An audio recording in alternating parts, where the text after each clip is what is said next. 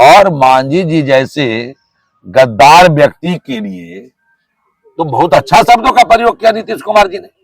जी मांझी जी जैसे गद्दार व्यक्ति जिनको राजनीति का शिखर पहुंचा दिया नीतीश कुमार जी ने।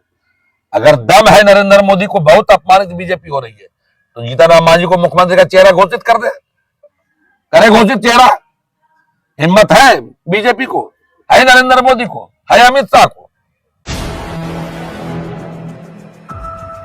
नमस्कार, आप देख रहे हैं 4 PM बिहार और मैं हूं अभिषेक मिश्रा। देखिए, बिहार के मुख्यमंत्री नीतीश कुमार ने विधानसभा में एक भाषण दिया या एक बयान दिया और उस बयान को लेकर इतना बवाल बढ़ा। मुख्यमंत्री नीतीश कुमार ने माफी मांगी उस बयान को लेकर, या माफी मांगनी पड़ी जिस तरीके से बवाल बढ़ा। फिर जीतन राम मांझी पर नाराज हो गए और इतने नाराज हो गए कि न जाने क्या क्या जीतन राम मांझी को सुना दिया। अब भारतीय जनता पार्टी ये नसीहत दे रही है बिहार के मुख्यमंत्री नीतीश कुमार को कि उनको आराम करना चाहिए, उनको मुख्यमंत्री की कुर्सी छोड़ देनी चाहिए और उनको आराम करना चाहिए। हमारे साथ जेडीयू के फायर ब्रांड नेता राजीव रंजन पटेल साहब हैं। पटेल साहब से कुछ दूसरे सवालों पर भी बात होगी। मुख्यमंत्री नीतीश कुमार ने एक बयान दिया पटेल साहब, और अब कहा जा रहा है कि नहीं भाई, आराम कर लेना चाहिए, मुख्यमंत्री को कुर्सी छोड़ देनी चाहिए। आरक्षण विरोधी भाजपा का चेहरा जब बेनकाब हुआ तो जो गोदी मीडिया है, गोदी मीडिया का सहारा लेके भाजपा माननीय मुख्यमंत्री जी के बारे में अफवाह उड़ाना चाहती है। जी लेकिन माननीय मुख्यमंत्री जी जब तक भाजपा का जो बेनकाब चेहरा को समाप्त नहीं कर देंगे तब तक नीतीश कुमार जी बैठने वाले लोगों में से नहीं है। जी और कभी नरेंद्र मोदी जी ने सपने में भी नहीं सोचा होगा, और उनका जो नकली चाणक्य अमित शाह है कि ऐसा मास्टर का स्ट्रोक खेलेंगे नीतीश जी कि आज पूरे देश में, मैं कल देख लीजिए प्रियंका गांधी की रैली को देख लीजिए, आप राहुल गांधी की रैली को देख लीजिए, और छोड़ दीजिए अब उनकी। अमित शाह ने अपने रैली में कहा कि भाई पिछड़ों की जनगणना हम पूरे देश में कराना चाहते हैं। तो नीतीश कुमार ने जो ट्रैक बिछाया, जी अब उस ट्रैक पे कांग्रेस तो बोल ही रही है, अब तो अमित शाह और नरेंद्र मोदी आ गए उसी ट्रैक पे। तो ये नीतीश कुमार नाम है। नहीं, मास्टर स्ट्रोक तो नरेंद्र मोदी ने खेला है। तेलंगाना की रैली में कह रहे हैं, बड़ा अपमानित किया स्वर्गीय रामविलास पासवान को, समर्थन नहीं दे रहे थे जब राज्यसभा में भेजना चाह रहे थे। और मैंने हमेशा इसका दर्द देखा है चिराग पासवान की आंखों में। चिराग पासवान का दर्द दिख रहा है प्रधानमंत्री नरेंद्र मोदी को। पूरे बिहार के पासवानों को भी दिख रहा है। जब पासवान जी का पलंग पर से मूर्ति फेंक दिया था, सामान रोड पर फेंक दिया था, रामविलास पासवान जी की मृत्यु के बाद रोड पर उनका फोटो फेंका हुआ था, ये पूरा बिहार का पासवान लोग देखा है। और नरेंद्र मोदी जैसा नकली व्यक्ति, एक नकली डमी, हमको लगता है जब से पृथ्वी कलयुग बना है नरेंद्र मोदी से बड़ा झूठा व्यक्ति धरती पर पैदा नहीं हुआ जी इतना बड़ा झूठा व्यक्ति इस धरती पर पैदा नहीं हुआ। ये झूठेंद्र मोदी जो है, इनकी बात को अब देश की जनता नोटिस नहीं ले रही है।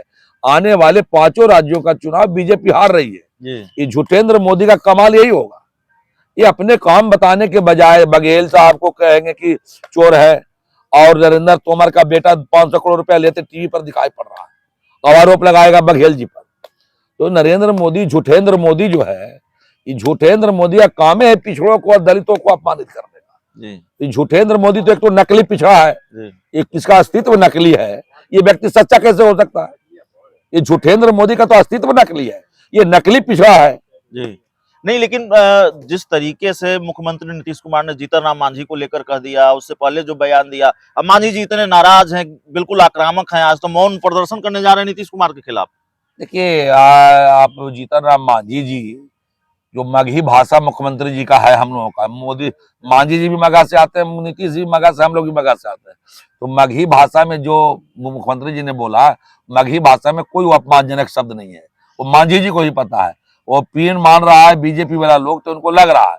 और मांझी जी जैसे गद्दार व्यक्ति के लिए तो बहुत अच्छा शब्दों का प्रयोग किया नीतीश कुमार जी ने। जी मांझी जी जैसे गद्दार व्यक्ति जिनको राजनीति का शिखर पहुंचा दिया नीतीश कुमार जी ने। अगर दम है नरेंद्र मोदी को बहुत अपमानित बीजेपी हो रही है तो जीतन राम मांझी को मुख्यमंत्री का चेहरा घोषित कर दे, करे घोषित चेहरा। हिम्मत है बीजेपी को, है नरेंद्र मोदी को, है अमित शाह को, करे चेहरा मांझी जी को घोषित। तो मांझी जी के सहारे किसको बेवकूफ बनाना पड़ता, ये चाहते हैं बीजेपी के लोग।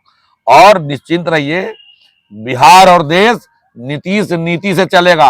अब दुनिया भारत में कोई दूसरा नीति नहीं चलने वाला है। एक खबर यह भी है कि आरक्षण का कोटा जिस तरीके से नीतीश सरकार ने बढ़ाया है, उसको भुनाने की कोशिश आप लोग कर रहे हैं। भुनाने को लेकर एक खास रणनीति तैयार हुई है, जेडीयू की कुछ बैठकें भी हुई हैं इसको लेकर। आरक्षण के सहारे 2015 की तरह बीजेपी की राह मुश्किल करेंगे। ऐसा है ना कि बीजेपी के लोग जो है जी, हमको लगता है देश में जितना पागल है सब बीजेपी में भर्ती हो गया है। जी, कारण मैं बताता हूं, जब सुप्रीम कोर्ट तक नीतीश कुमार लड़े न्यायिक सेवा में आरक्षण के लिए, और बिहार में दिया कि नहीं दिया? जी, भारत में कहीं और आरक्षण है? नहीं है। पंचायती राज में सरकार बनते के साथ आरक्षण दिया कि नहीं दिया नीतीश कुमार ने? जी, देश में कहीं था? तो आरक्षण भुनाने का काम नीतीश कुमार नहीं करते हैं। जी। ये जो नकली वो आरएसएस का मोहन भागवत है, फ्रॉड संस्था का जो अध्यक्ष है, आरएसएस जैसे नकली संस्था का जो अध्यक्ष है, ये वो भुनाने का प्रयास नहीं, लेकिन करता है। बिहार पर खास नजर है भारतीय जनता पार्टी की। बार बार अमित शाह बिहार आ रहे हैं। अमित शाह को रोज बिहार आना चाहिए जी। और नीतीश कुमार के यहाँ लाइन में लग के पढ़ाई पढ़ना चाहिए कि राजनीति कैसे होता है। रोज रोज उसको आना चाहिए। हम माननीय मुख्यमंत्री से आग्रह करके टाइम दिलवा देंगे, डेली 1 घंटा क्लास करे जाए। तो देखिए, हमारे साथ राजीव रंजन पटेल साहब थे, जेडीयू के फायर ब्रांड नेता हैं। इस रिपोर्ट में इतना ही। बहुत बहुत धन्यवाद।